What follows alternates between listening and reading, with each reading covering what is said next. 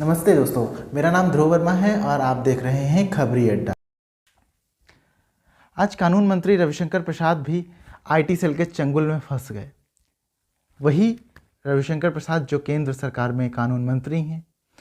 कानून मंत्री के साथ साथ आज जब उनका ट्विटर ने अकाउंट ब्लॉक किया तब वो झटपटा कर उन्होंने एक ट्वीट करना चाहा और वह ट्वीट नहीं हुआ।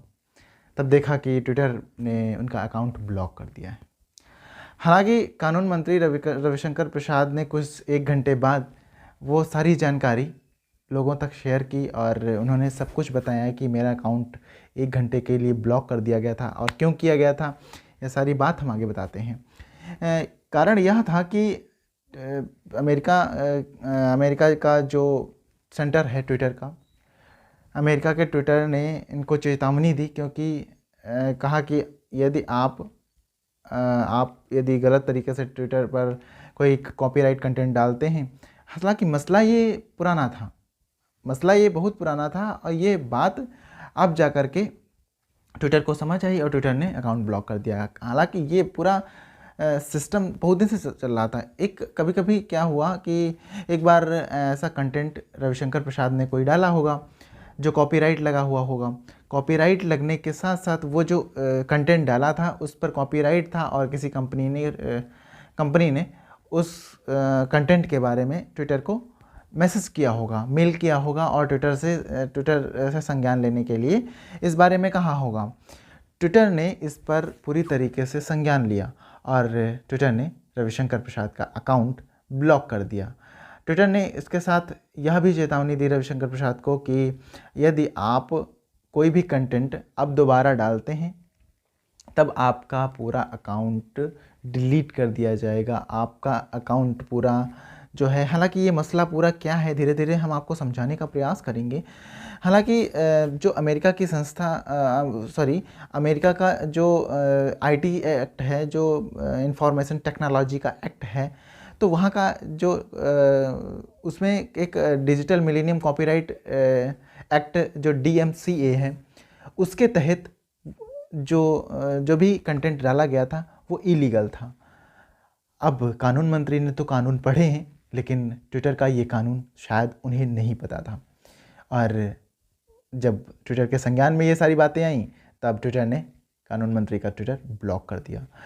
ट्विटर 1 घंटे तक ही बंद रहा। हालांकि रविशंकर प्रसाद ने स्वयं कुछ समय बाद जब उनका ट्विटर ऑन हुआ तब उन्होंने ये सारी बातें सभी से शेयर की कि हमारा अकाउंट अभी ब्लॉक कर दिया गया था। हालांकि इसके साथ मैसेज में ट्विटर ने एक चेतावनी भी दी है कि यदि कोई प्रॉब्लम, यदि कोई कॉपीराइट कंटेंट आप अपने पर डालते हैं तब आपका अकाउंट डिलीट कर दिया जाएगा और पूरी तरीके से ब्लॉक कर दिया जाएगा। हालांकि यदि 22 मई को एक खेला ये भी हुआ था। 22 मई को संबित पात्रा ने एक ट्वीट किया था और उसमें प्रधानमंत्री को बदनाम करने के लिए कोई कंटेंट था। ये कहानी कहीं और से चली आ रही, काफ़ी दिन से चली आ रही। हालांकि अभी हाल ही में बहुत र्यूमर फैले थे कि केंद्र सरकार कहीं ना कहीं ट्विटर को बंद कर देगी, क्योंकि भारत सरकार का जो आईटी सेल है उसके अनुसार नहीं चल रहा है जो ट्विटर है, तो ट्विटर आईटी सेल का उल्लंघन कर रहा है। तो कहीं ना कहीं ये सारी चीज़ें बहुत दिन से चल रही थी। हालांकि आज जो अमेरिका का आईटी सेल है, जो DMCA है, उसने कानून मंत्री का ही ट्विटर हैंडल कुछ देर के लिए 1 घंटे के लिए बंद कर दिया। हालांकि वो अपनी ट्विटर पर जा कर के ना ही किसी को फॉलो कर सकते थे ना ही फॉलो कर सकते थे, प्रॉपरली बैन था।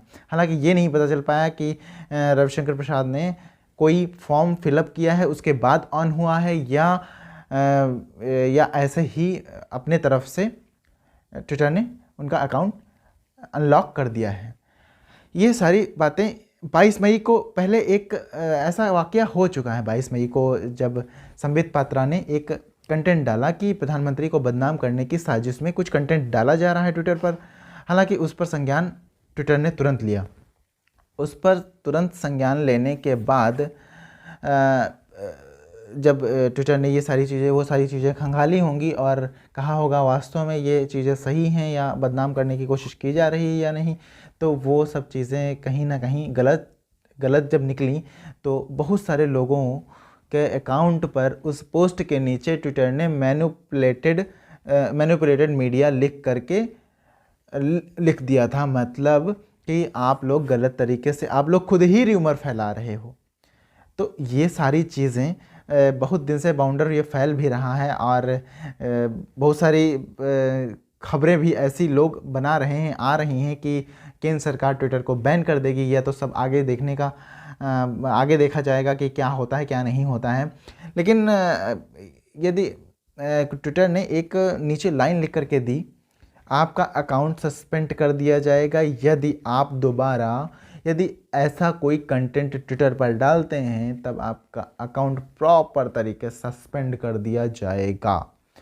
अब क्या होता है यह देखने वाला विषय है, क्या होता है क्या नहीं होता है। हालांकि यदि बात करे जाए तो जैसे अमेरिकन कंपनी के साथ जो उसका आईटी सेल है वो कहीं ना कहीं थोड़ा सा अलग है और कानून मंत्री को ये सारी चीज़ें पढ़नी चाहिए और सारी चीज़ें क्या प्रॉब्लम हुई है उस पर भी संज्ञान लेना चाहिए।